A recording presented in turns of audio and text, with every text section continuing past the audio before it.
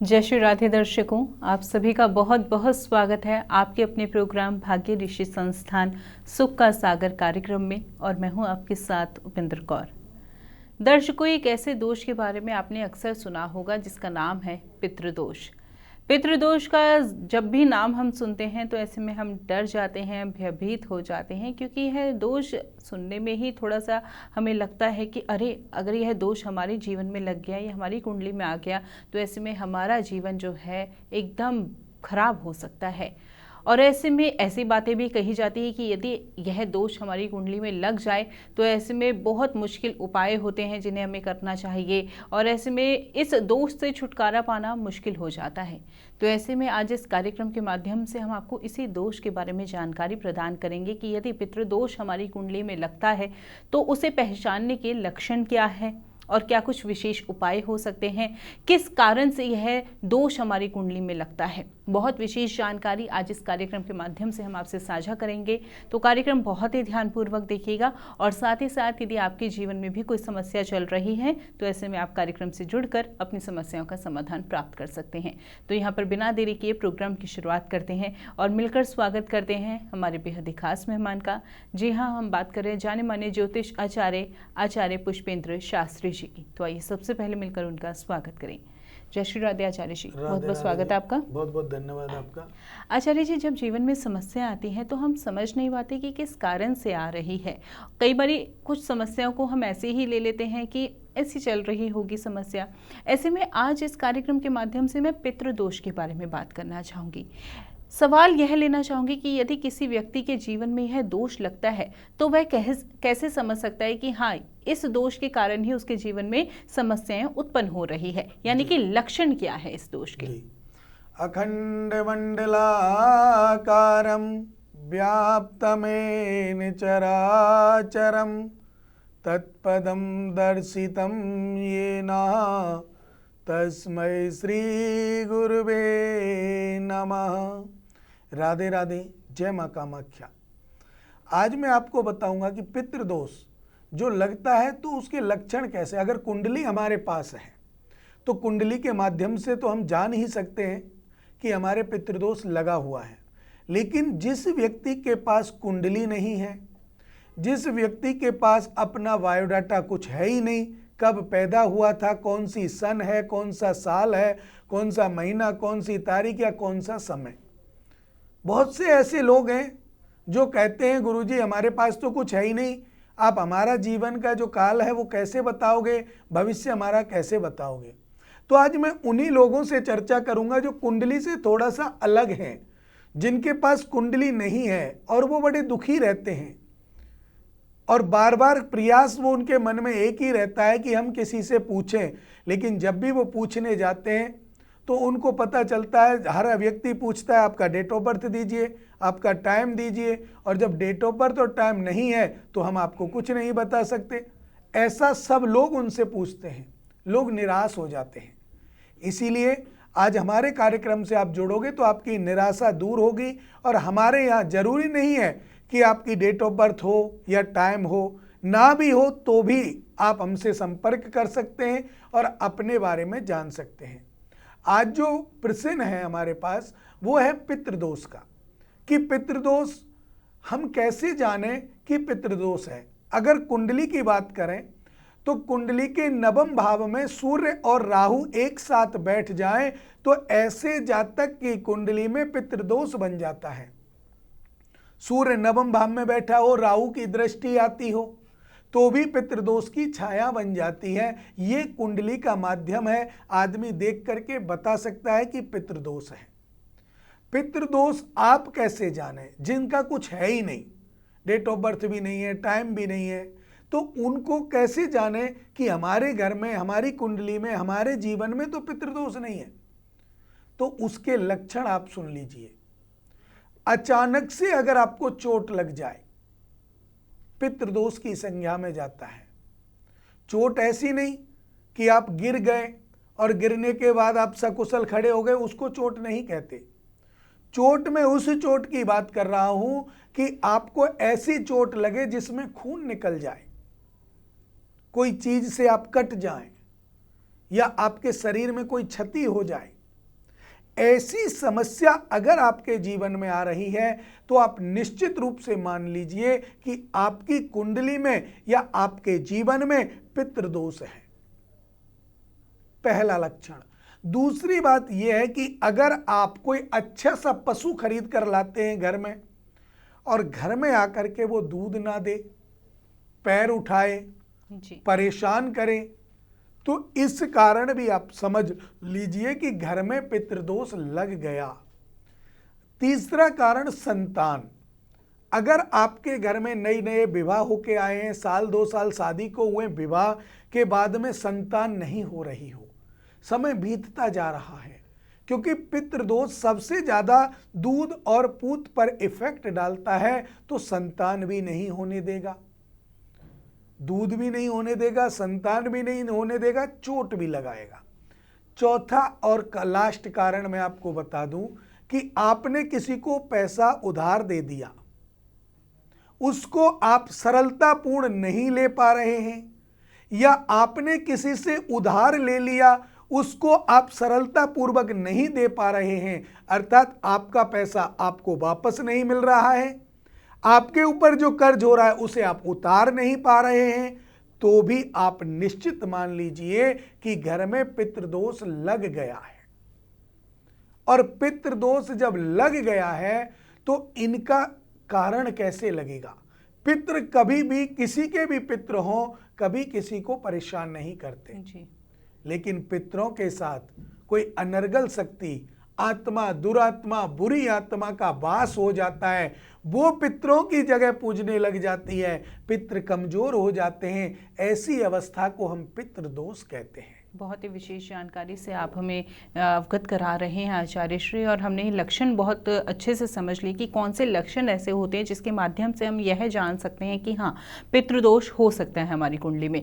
और भी विशेष जानकारी मैं आपसे ज़रूर जानना चाहूँगी, लेकिन उससे पहले कॉलर जुड़ गया, उनसे बात कर लेते हैं। नमस्कार, बहुत बहुत स्वागत है आपका कार्यक्रम में। जी जी नमस्कार, राधे राधे। राधे राधे, क्या नाम है आपका, कहाँ से बात कर रही हैं? जी, हम सुनीता बात कर रहे हैं, हम कलकत्ता से बोल रहे हैं। जी सुमिता जी, किनके बारे में जानना चाहती हैं? जी, हमारी संतान नहीं हो रही, 3 साल शादी को हो गई है। जी, आपने अपना इलाज करवाया?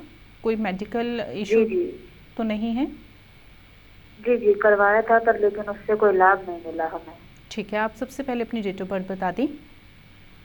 जी, 16 तारीख 9वां महीना 1993 का जन्म है हमारा। और जन्म का समय? जी, 12:26 दोपहर में। जन्म स्थान? जी, जन्म स्थान है वेस्ट बंगाल में। जी, कोलकाता का ही है। जी जी बेटा, आपने कभी डॉक्टरों के पास दिखाया था, उस समय कोई ऐसी दिक्कत परेशानी तो नहीं है शरीर में जिससे मेडिकल इफेक्ट हो? नहीं नहीं गुरुजी, सब कुछ ठीक बताया डॉक्टरों ने? हाँ जी। देखिए, मैं आपकी कुंडली जो आपको बता रहा हूँ, एक बार वो आप देख लेना। आपके शनि 3य भाव में है, केतु 6ठ भाव में है, शुक्र 8म भाव में है, सूर्य 9वें भाव में है, बुध मंगल गुरु चंद्र 10 भाव में है, राहु आपके 12वें भाव में है। बेटा जी गुरुजी, ये आपकी कुंडली ठीक है? हाँ जी गुरुजी, बिल्कुल। देखिए, अब मैं आपको बता रहा हूँ कि आपका संतान पक्ष क्यों कमजोर हो रहा है, क्योंकि 5म भाव में सबसे दृष्टि आपकी पड़ रही है, गुरु चंद्र मंगल और बुध चारों ग्रह एक साथ देख रहे हैं। इसके कारण भी इधर सूर्य 9वें भाव में बैठा है, राहु की दृष्टि आ रही है, तो बेटा एक तो पितृदोष की छाया अर्थात पितृदोष आपके घर में लगा हुआ है। हाँ जी गुरुजी। तो पितृदोष, आपको पितृदोष का उपाय कराना चाहिए, समाधान कराना चाहिए, क्योंकि संतान सुख को देने वाला बेटा पितृ है। और जब पितृ ही नाराज होंगे तो आपको संतान सुख मिलने में दिक्कत आएगी। तो आपको पितृ दोष शांति निवारण उपाय अवश्य कराना चाहिए। दूसरा बेटा, एक बात और मैं आपको बता दूं, आप प्रतिदिन थोड़े से बेचैन बहुत रहते हैं और मन में शंका उत्पन्न बहुत करते हैं। देखो, ये शंका जो बन रही है आपको, ये गुरु के कारण बन रही है, क्योंकि गुरु नीच की राशि पर विराजमान है। तो गुरु जब नीच का होता है तो अनेक प्रकार की शंकाएं देता है, तो आप उस शंका से बाहर निकले बेटा। जी जी जी। और अपने मन को स्थिर करके भगवान गणेश जी का ध्यान करें, और गणेश जी भगवान के द्वारा आपको निश्चित रूप से पुत्र प्राप्ति का वरदान मिलेगा और आपको पुत्र प्राप्ति होगी बेटा। हाँ जी गुरु जी जी। तो जो उपाय है, पहले पितृदोष की शांति आपको करानी है, गणेश भगवान की पूजा आपको करानी है, तो उसके कारण निश्चित रूप से आपको अपने संतान सुख प्राप्त होगा बेटा। ठीक है? हाँ जी गुरु जी। राधे राधे बेटा। जय माँ कामाख्या। जी। राधे। तो बिल्कुल सुमिता जी, आपको घबराने की आवश्यकता नहीं है, जल्द ही आपको खुशखबरी की प्राप्ति होगी, लेकिन उसके लिए उपायों को उसी प्रकार से अपनाना होगा जैसा कि भी आपको बताया गया है। अधिक जानकारी प्राप्त करना चाहती हैं तो ऐसे में संस्थान के नंबर्स लगातार आपको आपकी टीवी स्क्रीन पर दिखाए जा रहे हैं। देखिए दर्शकों, यदि आपके जीवन में भी कोई समस्या चल रही है तो ऐसे में आप लाइव कार्यक्रम से जुड़ सकते हैं, और यदि आपकी कॉल अभी कार्यक्रम में नहीं कनेक्ट हो पाती तो भी आपको घबराने की आवश्यकता नहीं है। ऐसे में आप कार्यक्रम के बाद भी या कार्यक्रम के दौरान भी संस्थान के नंबर्स पे कांटेक्ट कर सकते हैं। चलिए इसी के साथ कार्यक्रम में आगे बढ़ते हैं। आचार्य जी, अब यहाँ पर आपसे सवाल करना चाहूंगी। लक्षण के बारे में तो हमने समझ लिया, लेकिन पितृदोष बनता कैसे है? जी देखिए, हमारी कुंडली में नवमेश जो होता है, नवम भाव जो होता है कुंडली का, उसमें सूर्य और राहु के कारण पितृदोष बनता है। अगर ये समस्या कुंडली के माध्यम से है, कभी कभी ऐसा होता है कुंडली के बाद पितृदोष बना, तो वो कैसे बनता है? जैसे हम लोग अपने पितरों के लिए भोग लगाते हैं मावस के दिन, अमावस्या के समय या पूर्णमासी के समय, रविवार के समय जब हम पितरों की पूजा करते हैं, पितरों को स्नान कराते हैं तो या पितरों को भोग लगाते हैं, तो उस समय हमारे मन में एक प्रश्न आता है, कहीं कोई गलती ना हो जाए, कोई पितर हमसे छूट ना जाए।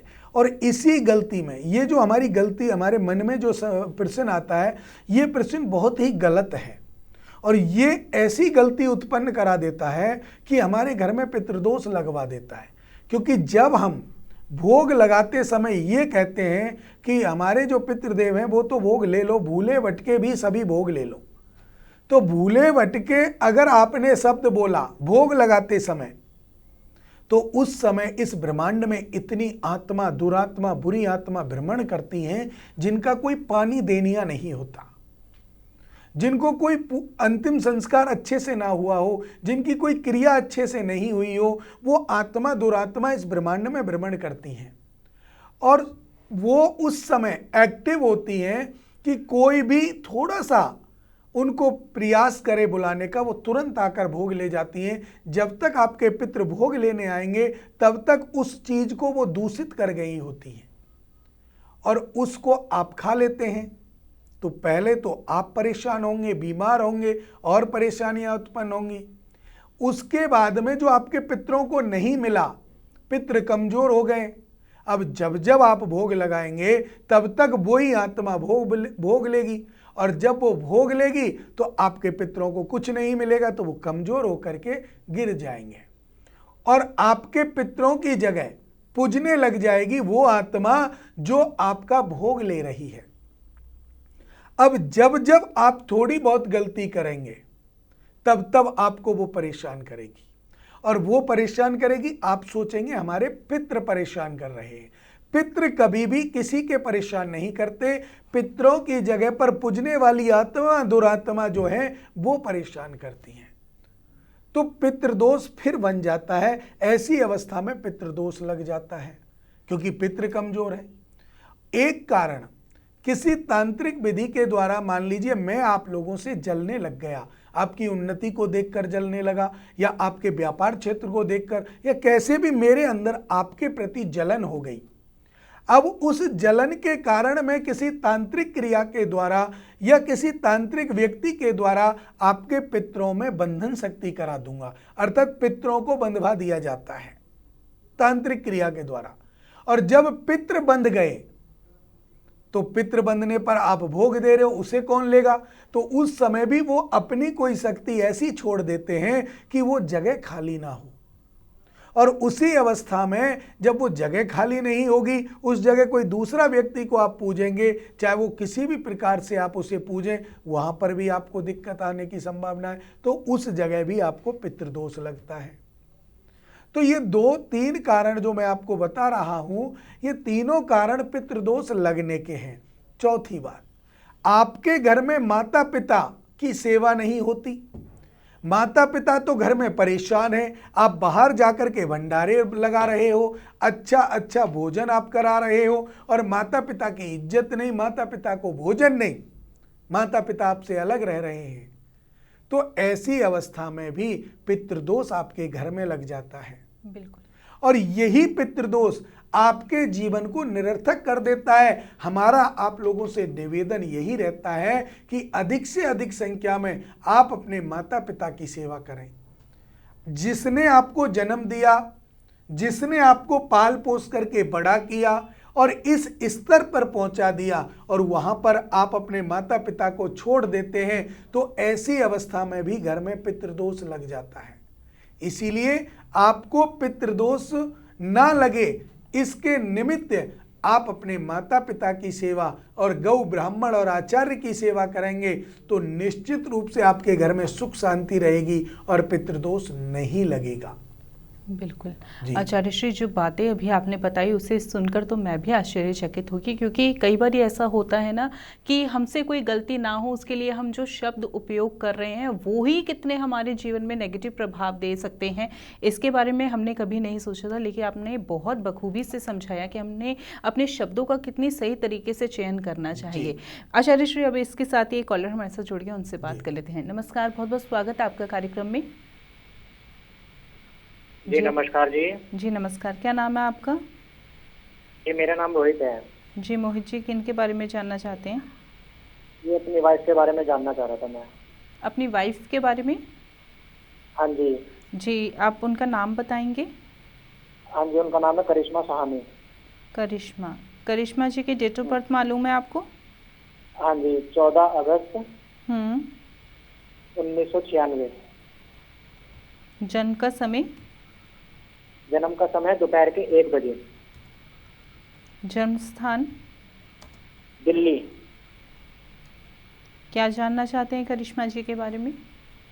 इनको ना लास्ट 1 साल से ना हेल्थ की बहुत प्रॉब्लम हो रही है जी।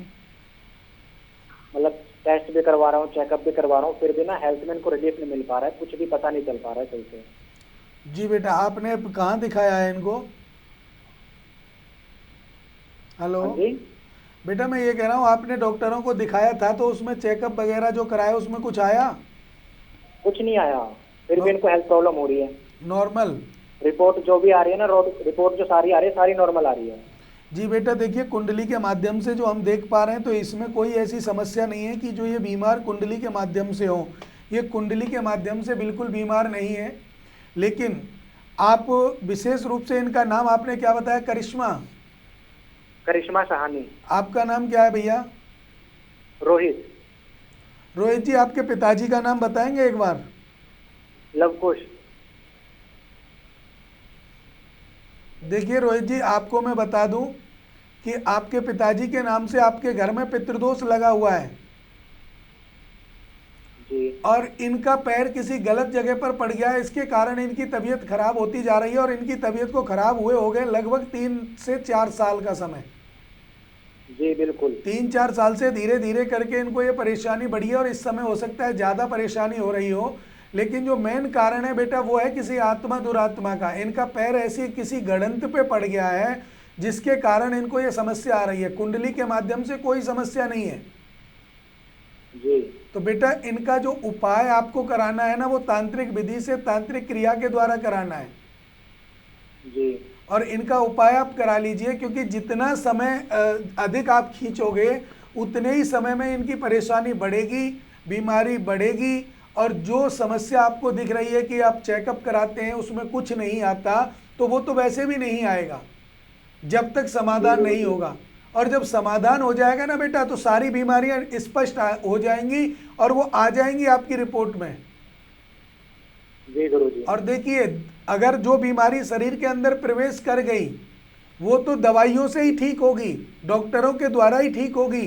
लेकिन जो उपाय किए जाते हैं वो इसलिए किए जाते हैं कि डॉक्टरों की जो दवाएं हैं वो उनको लग जाए। कभी कभी क्या होता है, दवा देते रहते हैं, दवा लगती नहीं है, तो वो उपाय आप कराइए जिससे डॉक्टरों की दवा उन्हें लगेंगी और वो पूर्ण रूप से ठीक हो जाएंगी। और ये निश्चित है बेटा, ध्यान रखना है इस बात को। अगर ये उपाय नहीं कराते हैं तो भगवान ना करे कोई ऐसी घटना घट जाए कि कोई दिक्कत परेशानी आवे।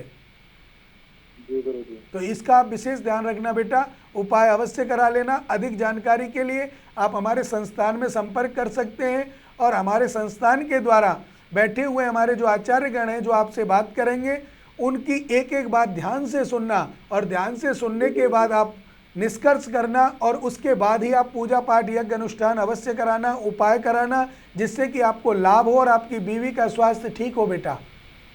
जी गुरु जी। जी राधे राधे।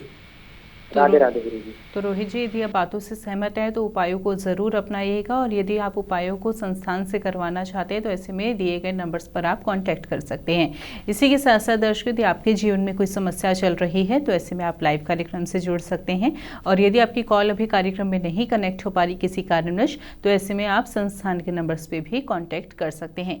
कई बार दर्शकों ऐसा होता है कि हमारी कुछ समस्याएँ ऐसी होती है जो हम लाइव कार्यक्रम के माध्यम से शेयर नहीं कर सकते, और उसके लिए हमें व्यक्तिगत रूप में मुलाकात कर अपनी समस्याओं को साझा करना होता है। तो ऐसे में आप पर्सनल अपॉइंटमेंट ले सकते हैं आचार्य श्री से। पर्सनल अपॉइंटमेंट यदि आप अपनी फिक्स कराना चाहते हैं तो ऐसे में दिए गए नंबर्स पे आप कांटेक्ट कर सकते हैं। और देखिए, जब जीवन में समस्याएं आती है ना, तो आप उन समस्याओं को बढ़ने का वेट मत कीजिए। जब समस्याएं शुरू ही होती है तभी आप अपनी कुंडली का आंकलन करवाइए, क्योंकि जिस तरीके से बीमारी जब हमें कोई होती है तो हम उसी वक्त दवाई लेते हैं ना। अगर उस वक्त हम दवाई नहीं लेते तो ऐसे में बीमारी वो बड़ी हो जाती है और घातक रूप भी कई बार वो ले लेती है।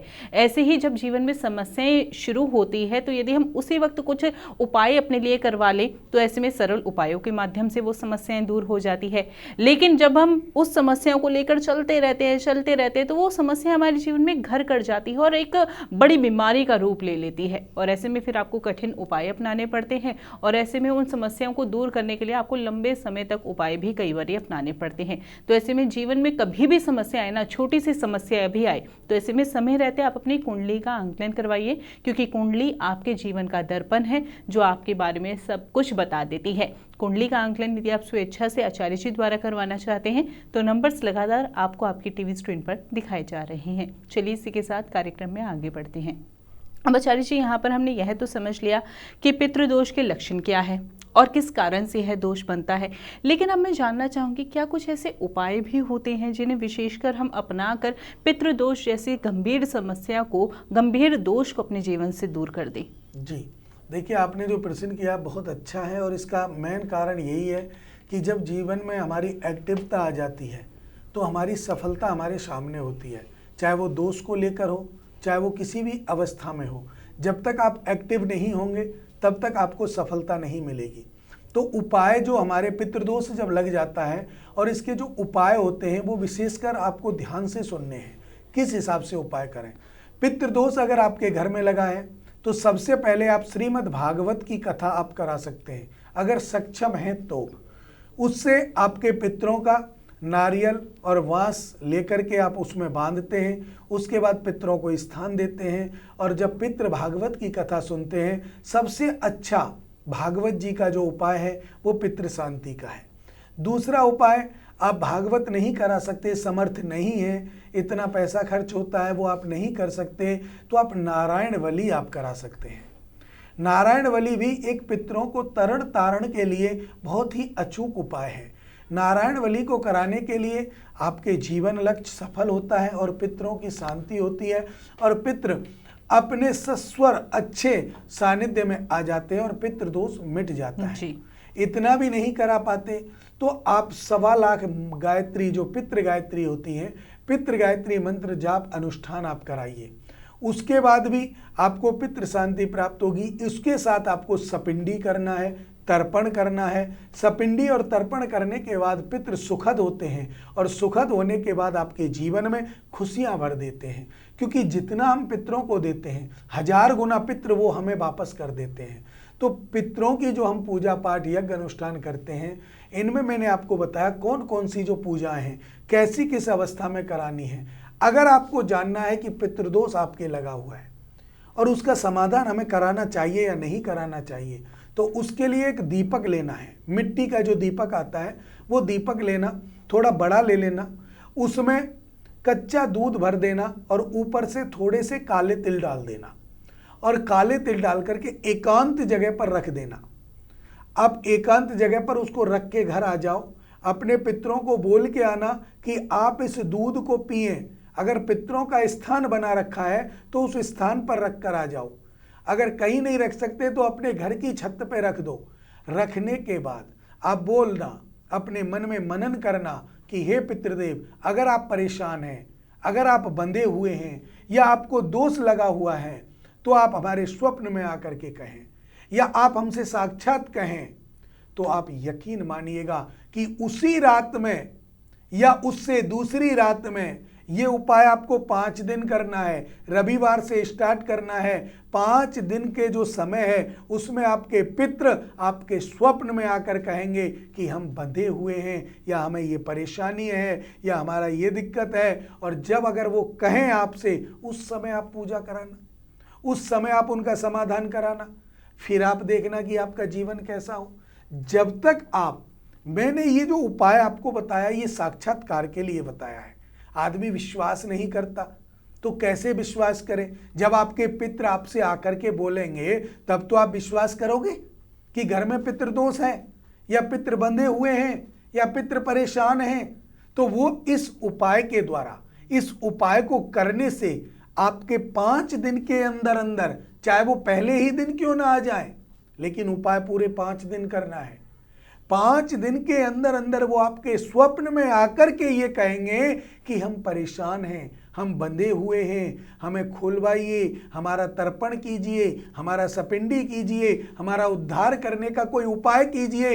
अगर वो आपसे कहें तो आप उपाय कराइए, नहीं कहें तो बिल्कुल मत कराइए।